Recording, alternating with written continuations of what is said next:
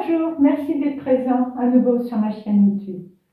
Aujourd'hui, je voudrais vous présenter les facettes qui sont en nous. Certains les nomment les aspects, d'autres les petits moi. Et oui, il y a plein de monde à l'intérieur.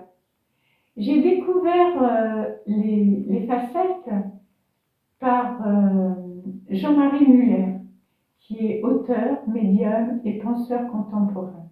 Sur YouTube, d'ailleurs, vous découvrirez, si vous le désirez, un exercice de réunion de facettes pour vous aider. C'est très bien expliqué et franchement, c'est rigolo. Et puis, j'ai lu aussi son livre « La puissance de l'être ». Je vous joins la photo recto verso. Livre très instructif et avec beaucoup d'humour. La première fois que j'ai pris conscience de ces facettes, je me suis dit, oula, pas étonnant que parfois je suis secouée, désorientée, que certaines choses de ma vie se bloquent. Cela fait beaucoup de moi pour un seul moi. Ce serait surprenant qu'ils soient tous OK, tout le temps et pour tout.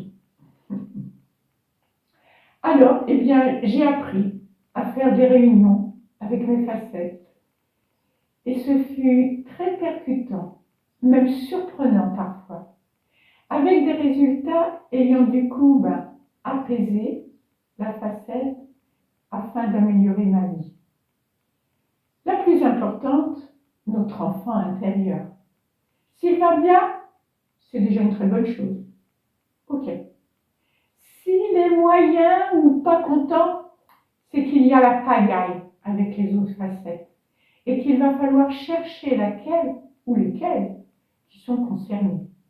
L'exercice est très simple, quelquefois rigolo, mais je reconnais que cela peut parfois être difficile d'entendre les réclamations de ces fameuses facettes. Le mieux est de s'enregistrer pour après l'écouter et analyser les réponses obtenues.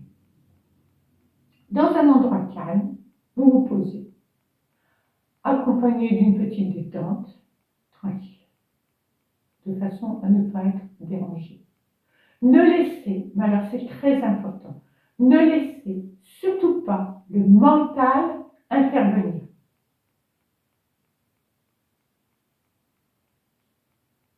Nous en revenons à l'enfant intérieur. C'est bien de commencer par lui.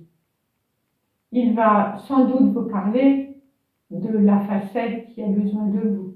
À moins qu'elle ne se présente d'elle-même. Cela arrive parfois.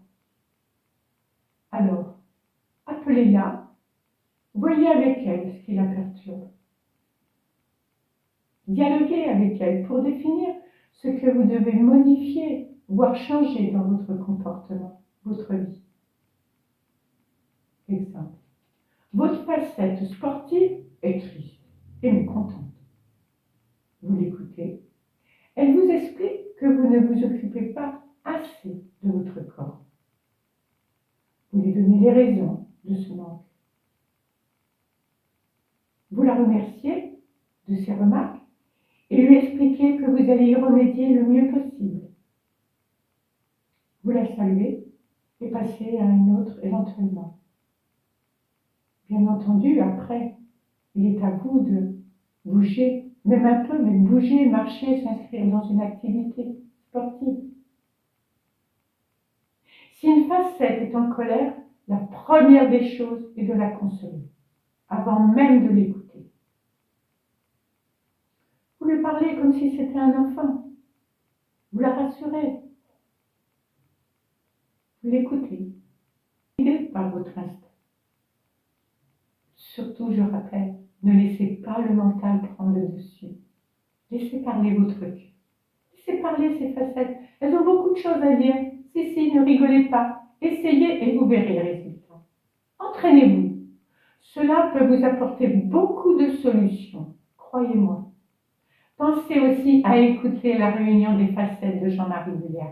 Elle est vraiment très intéressante et elle aide beaucoup. À vous de jouer avec vos moi. Je vous souhaite une très belle journée ou une très belle soirée dans la lumière et le cœur. À bientôt!